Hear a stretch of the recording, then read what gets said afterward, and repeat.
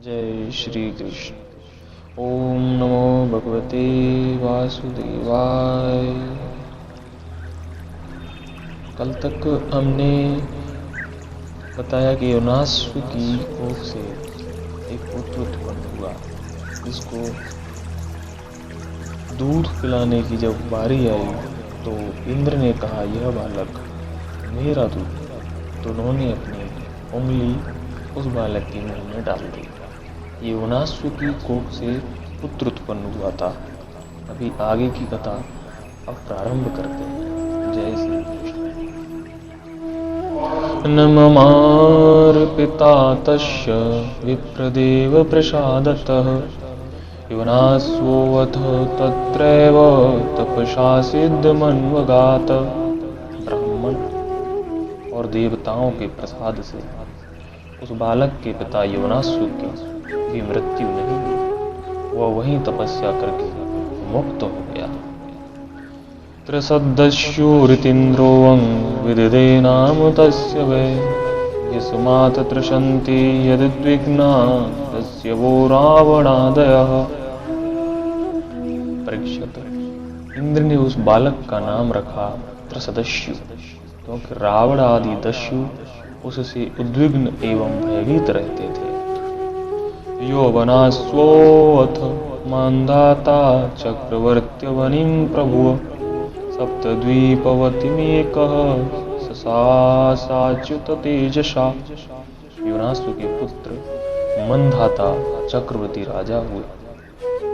भगवान के तेज से तेजस्वी होकर उन्होंने अकेले ही 7 द्वीप वाली पृथ्वी का शासन किया।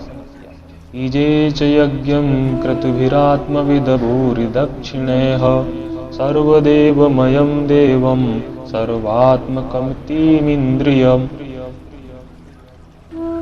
वे यद्यपि आत्मज्ञानी थे, उन्हें कर्मकांड कोई विशेष आवश्यकता नहीं थी, फिर भी उन्होंने बड़ी बड़ी दक्षिणा वाले यज्ञों से उन्हें यज्ञ स्वरूप प्रभु की आराधना की, जो स्वयं प्रकाश, सर्वदेव स्वरूप, सर्वात्मा एवं इंद्रियातीत है।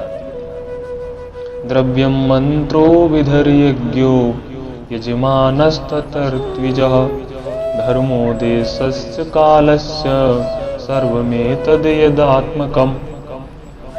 भगवान के अतिरिक्त और है ही क्या?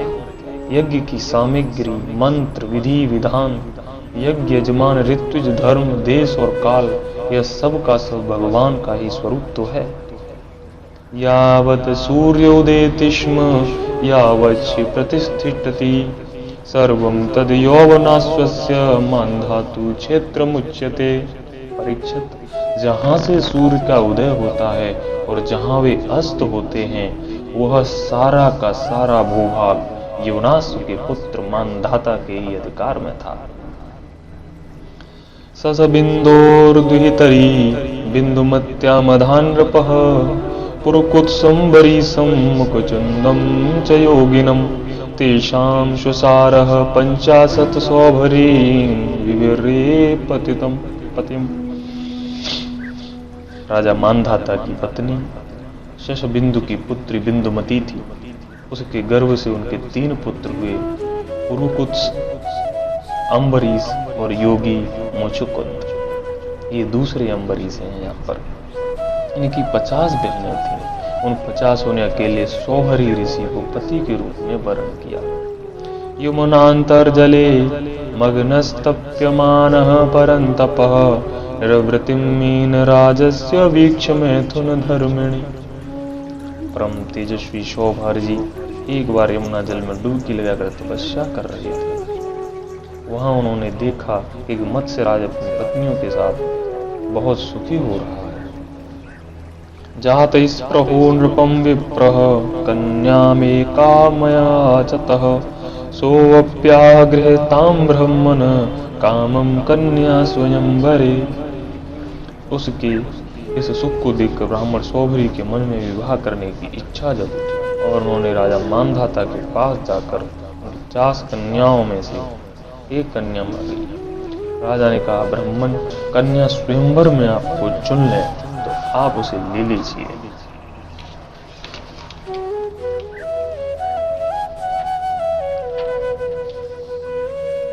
स विचिन्त्य प्रियं स्त्रीणां जरठोऽयमस्य स्मतः वलीपलित एजत्क इत्यं प्रत्युदाहृतः।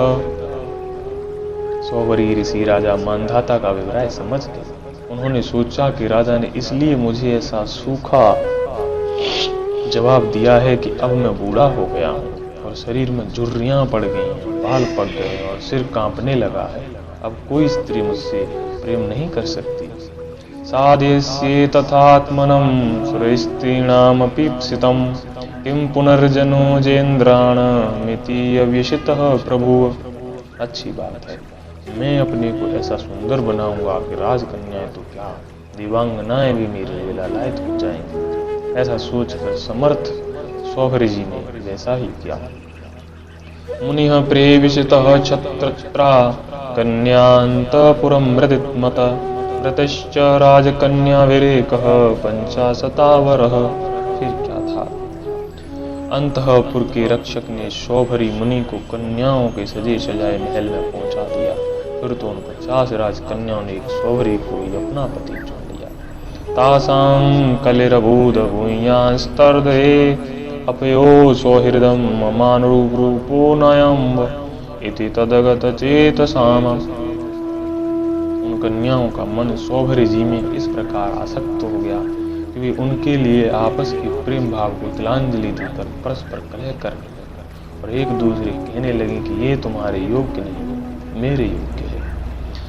सबृहविचस्ताभिर्पारणी तपः श्रिया नर्घ्य परीक्षदेषु गहेषु नानोपवनामलाम्बः सरस्सु सौगन्धिककनानयेषु। ऋग्वेदी सौरभिनी उन सभी का पाणी ग्रहण किया। वे अपनी अपार तपस्या के प्रभाव से बहुमूल्य सामग्रियों से सुसज्जित अनेकों उपवनों और निर्मल जल से परिपूर्ण सरोवरों से युक्त एवं सौगंध पुष्पों के बगीचों से घिरे महलों में बहुमूल्य शय्या, आसन, वस्त्र, आभूषण, स्नान, अनुलेपन, महर्षस्यासन वस्त्रभूषण स्नान लोपाव्यवहार माल्यकेह स्वलंकृत स्त्रीपुरुषेषु नित्यदा रेमे अनुगाय द्विज भृंगुवंदिषु। सुस्वाद भोजन और पुष्प मालाओं के द्वारा अपनी पत्नियों के साथ विहार करने लगे। सुंदर सुंदर वस्त्राभूषण धारण किए स्त्री पुरुष सर्वदा उनकी सेवा में लगे रहते। कहीं पक्षी चहकते रहते तो कहीं भौरे गुंजार करते रहते और कहीं वंद्यजन उनकी वृद्धावली का बखान करते रहते। यदि गाहृदस्थं तु संवीक्ष्य सप्तद्वीपवती पतिः विस्मितः स्तंभमः जहात सार्वभौम श्रियान्वितम्। सप्तद्वीपवती पृथ्वी के स्वामी मानधाता सौभरी जी की इस गृहस्थी का सुख देखकर आश्चर्यचकित हो गए। उनका यह गर्व कि मैं सार्वभौम संपत्ति स्वामी हूँ जाता रहा। एवं गृहस्वे भृतो विषयान विविधैः सुखैः सेवमानो न चातुष्य दाज्यस्तो कैरिवानलः। इस प्रकार सौभरी जी गृहस्थी के सुख में रम गए और अपनी निरोग इंद्रियों से अनेकों विषयों का सेवन कर रहे। फिर भी जैसे घी की बूंदों से आग तृप्त नहीं होती वैसे ही उन्हें संतोष नहीं हुआ। स कदाचिदुपासीनात्मापनः वमात्मनः ददर्श ब्रह्मचार्यो मीन संगमुदित्यतम्। ऋग्वेदाचार्य सौभरी जी एक दिन स्वस्थ चित्त से बैठे हुए थे। उस समय उन्होंने देखा कि मत्स्य राज के क्षण भर के संग से मैं किस प्रकार अपनी तपस्या तथा अपना आपा तक खो बैठा।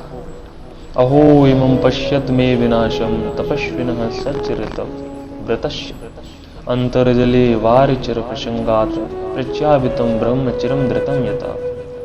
वे सोचने लगे, अरे मैं तो बड़ा तपस्वी था, मैंने भली भांति अपने व्रतों का अनुष्ठान भी किया था, मेरा यह अधःपतन तो देखो। मैंने दीर्घ काल से अपने ब्रह्म तेज को अक्षुण्ण रखा था, परंतु जल के भीतर विहार करती हुई एक मछली के संसर्ग से मेरा वो ब्रह्म तेज नष्ट हो गया।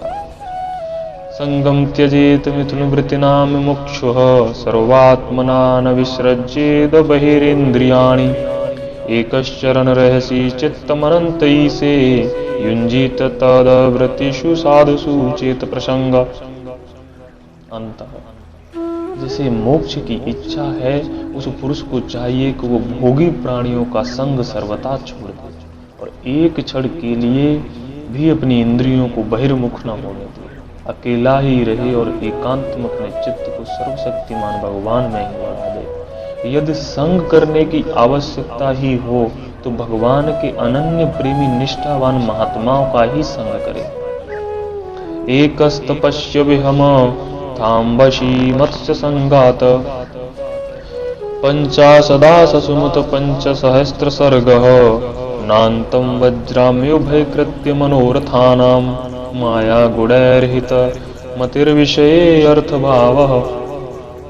मैं पहले एकांत में अकेला ही तपस्या में संलग्न था, फिर जल में मछली का संग होने से विवाह करके 50 हो गया और फिर संतानों के रूप में 5000 विषयों में सत्य बुद्धि होने से माया के गुणों ने मेरी बुद्धि हरी। अब तो लोक और परलोक के संबंध में मेरा मन इतनी लालसाओं से भर गया है कि मैं किसी तरह उनका पार नहीं पाता। एवं वसन ग्रहे कालम रक्तोन्यासमस्थितः वनम जगामा नुयुस्तत्पत्न्यः पतिदेवताः। इस प्रकार विचार करते हुए वो कुछ दिनों तक तो घर में ही रहे, फिर विरक्त होकर उन्होंने संन्यास ले लिया और वे वन में चले गए।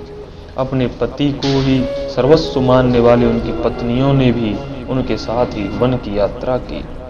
तत्र तप्त्वा तपस्तीक्ष्णमात्मकर्षन्मात्मवान् सहेवाग्निभिरात्मनं युयोज परमात्मनि। वहां जाकर परम संयमी सौभरी जी ने बड़ी घोर तपस्या की, शरीर को सुखा दिया तथा आह्वनीय आदि अग्नियों के साथ ही अपने आप को परमात्मा में लीन कर दिया। ताह स्वपत्तर्युज महाराज ऋक्ष्याध्यात्मिकीं गतिम अन्वीयुस्तत्प्रभावेण अग्निम शांतमेवार्चिसः। उनकी पत्नियों ने जब अपने पति सौभरी मुनि की आध्यात्मिक गति देखी, तब जैसे ज्वालाएं शांत अग्नि में लीन हो जाती हैं, वैसे वे अपने प्रभाव से सती होकर उन्हीं में लीन हो गई, उन्हीं की गति को प्राप्त हुई। इति श्रीमद्भागवते महापुराणे पारमहंस्यां संहितायां नवमे स्कंदे सौभर्याख्याने 6ठो अध्यायः। जय श्री कृष्ण। आज ये यहाँ पर समाप्त होता है। आगे हम 7वें अध्याय में राजा त्रिशंकु और हरिश्चंद्र की कथा प्रारंभ करेंगे। जय श्री कृष्ण। अभी आरती प्रारंभ करते हैं। आरती अति पावन पुराण की धर्म भक्ति विज्ञान कान की महापुराण भागवत निर्मल सुखमुख विगलित निगम कल्प फल परमानंद सुधार समय कल लीलारति रस रस निधान की कलिमल मथनि त्रिताप निवारिणी जन्म मृत्युमय भव भयहारिणी सेवत सतत सकल सुखकारिणी सुमोह सदि हरि चरित गान की विषय विलास विमोह विनाशिनी विमल विराग विवेक विकाशिनी भगवत तत्त्वरहेष्य प्रकाशिनी परम ज्योति परमात्म ज्ञान की परमहंस मुनि मन उल्लासिनी रसिक हृदय रस रास विलासिनी भुक्ति मुक्ति रति प्रेम सुदासिनी कथा अकिंचन प्रिय सुजान के, आरती अति पावन पुराण के, परम भक्ति विज्ञान खान की। जय श्री कृष्ण।